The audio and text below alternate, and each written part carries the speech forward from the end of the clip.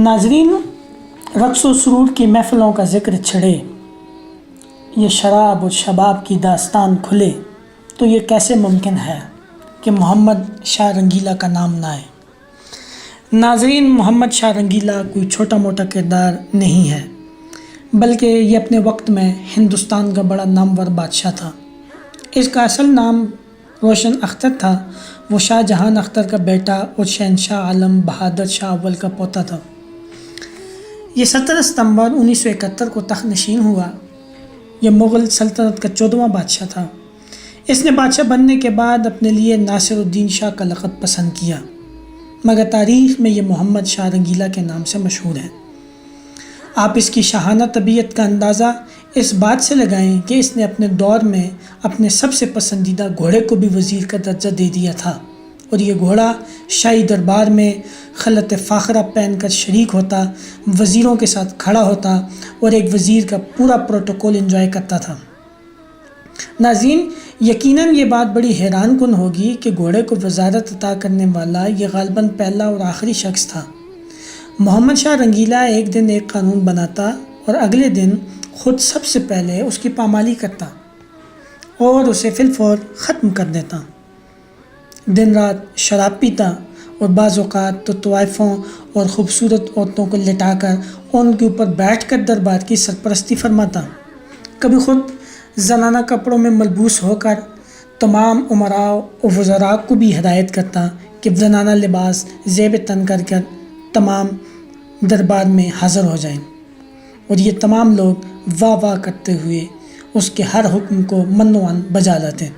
کسی میں بھی کسی بھی قسم کے انکار کی رتی بھر گنجائش نہیں تھی۔ یہ اپنے قاضی کو شراب سے وضو کرنے کا حکم دیتا اور نظریہ ضرورت کا مارا قاضی 1 منٹ کی بھی دیر نہ لگاتا۔ اس کا حکم تھا کہ ملک بھر کی تمام خوبصورت عورتیں اس کی ملکیت اور امانت ہیں، اور جو بھی اس امانت میں خیانت کرتا اس کا علم رنگیلے کو ہو جاتا تو اسی وقت قابل گردن زدنی قرار پاتا۔ روزانہ ایک حکم پر سینکڑوں قیدیوں کو جیل سے رہا کرنے کا حکم دیتا، ساتھ ہی جیلر کو گنڈی پوری کرنے کا حکم دیتا۔ نتیجتاً جیلر اتنے ہی بے گناہ افراد پکڑ کر جیل میں بند کر دیتا۔ اسی رنگیلا شاہ کے دور میں نادر شاہ درانی نے دلی میں بدترین قتل عام کے بعد جب دلی کو فتح کر لیا تو محمد شاہ رنگیلا نے شاہی محل میں نادر شاہ درانی کا گرم جوشی سے استقبال کیا۔ کہتے ہیں کہ نادر شاہ درانی نے دلی کے اس قتل عام کا حکم صرف ایک لفظ کہہ کر دیا تھا، اور وہ لفظ تھا بزن۔ فارسی کا یہ ہم وزن ہے جس کا مطلب ہے شروع کرو یا شروع ہو جاؤ۔ نادر شاہ فاتح کی حیثیت سے شاہی محل میں داخل ہوا اور محمد شاہ رنگیلا کی جانب سے خود کو ملنے والی اس شاندار مہمان نوازی پر حیران رہ گیا۔ لوگوں نے دیکھا کہ محمد شاہ رنگیلا نے نادر شاہ کو اپنے تخت پر ساتھ بٹھا لیا، گویا ایک نیام میں 2 تلواریں سما گئیں۔ فاتح بادشاہ نے مفتوح بادشاہ کے تخت پر اس کے ساتھ بیٹھنے کے بعد اپنی شرائط منوانا شروع کی۔ محمد شاہ رنگیلا نے اپنا مشہور و معروف خاندانی کوہ نور ہیرا اپنی پگڑی میں چھپا لیا تھا۔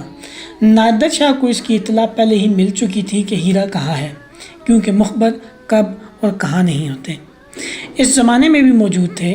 نادر شاہ نے تخت پر بیٹھتے ہی محمد شاہ رنگیلا کو اپنا منہ بولا بھائی بنا لیا اور بولا، جس طرح عورتیں دوپٹہ بدل کر آپس میں بہنیں بن جاتی ہیں، کیوں نہ ہم دونوں بھی پگڑی بدل کر آپس میں بھائی بن جائیں۔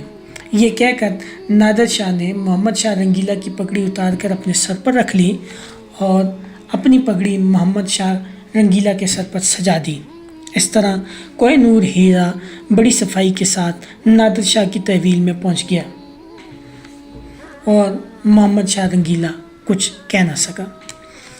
جنگ کے تاوان کے علاوہ نادر شاہ وہ تاریخی تخت طاؤس بھی اپنے ساتھ ایران لے گیا جو محمد شاہ رنگیلا کے جد امجد شاہ جہان نے بڑے چاؤ سے بنوایا تھا۔ ان سب کے علاوہ اب فاتح بادشاہ نے مطالبہ کیا کہ محمد شاہ رنگیلا اپنی بیٹی کا نکاح نادر شاہ کے بیٹے سے پڑھوا دے تاکہ دونوں بھائیوں کے درمیان یہ رشتہ مزید مضبوط ہو جائے۔ چونکہ مفتوح بادشاہ یعنی شاہ رنگیلا کے پاس فاتح بادشاہ کی بات ماننے کے سوا دوسرا کوئی آپشن ہی نہیں تھا، لہٰذا نکاح کی تقریب کے لیے پنڈال سجا دیا گیا۔ محمد شاہ رنگیلا کے کان میں کسی نے یہ جھڑ دیا کہ نکاح کے وقت نادر شاہ سے اس کے خاندانی شجرے کے بارے میں معلومات حاصل کی جائیں، اس طرح اسے کم زبانی طور پر ہی صحیح ذلیل کرنے کا ایک موقع تو حاصل ہو جائے گا، کیونکہ روایات میں آتا ہے کہ نادر شاہ ایک موچی کا بیٹا تھا۔ لہٰذا جب نکاح کی تقریب شروع ہوئی تو رواج کے مطابق دلہن کے والد نے اپنا نام لکھوا کر اپنا شجرہ سنانا شروع کر دیا اور خاندانی نسب نامے کو اکبر اعظم سے ظہیر الدین بابر تک، بابر سے امیر تیمور تک اور امیر تیمور سے چنگیز خان تک بیان کرتا چلا گیا۔ اب نادر شاہ دورانی کی باری آئی اور دولہے کا جب شجرہ یا حسب نسب پوچھا گیا تو نادر شاہ نے دولہا کا نام لکھوا کر ولدیت میں اپنا نام لکھوایا۔ پھر وہ پنڈال میں یک کھڑا ہو گیا اور اپنی تلوار نکال کر بولا، لکھو ابن شمشیر بن شمشیر بن شمشیر، اور جہاں تک چاہو لکھتے چلے جاؤ۔ ناظرین، کثرت شراب نوشی اور افیم کی لت نے محمد شاہ رنگیلا کو اپنی سلطنت ہی کی طرح اندر سے کھوکھلا کر دیا تھا، اسی لیے اس کی عمر مختصر ہی ثابت ہوئی۔ ابھی وہ 46 سال کو ہی پہنچا تھا کہ ایک دن اچانک غشی کا دورہ پڑا۔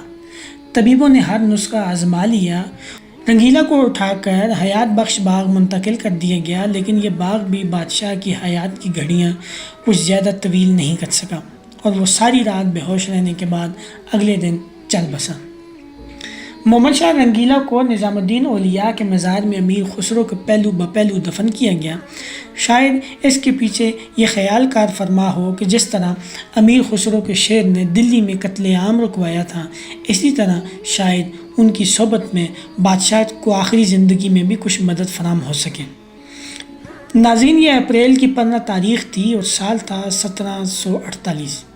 ایک لحاظ سے یہ محمد شاہ رنگیلا کے لیے اچھا ہی ہوا، کیونکہ اسی سال نادر شاہ ہی کے ایک جرنیل احمد شاہ ابدالی نے ہندوستان پر حملوں کی ابتدا کر دی تھی۔ ظاہر ہے کہ بابر، اکبر یا اورنگزیب کے برعکس محمد شاہ کوئی فوجی جرنیل نہیں تھا اور نادر شاہ کے خلاف اس نے کسی جنگ کی قیادت بھی نہیں کی تھی، نہ ہی اس میں جہاں بانی و جہانگیری کی وہ قوت اور توانائی موجود تھی جو پہلے مغلوں کا خاصہ تھی۔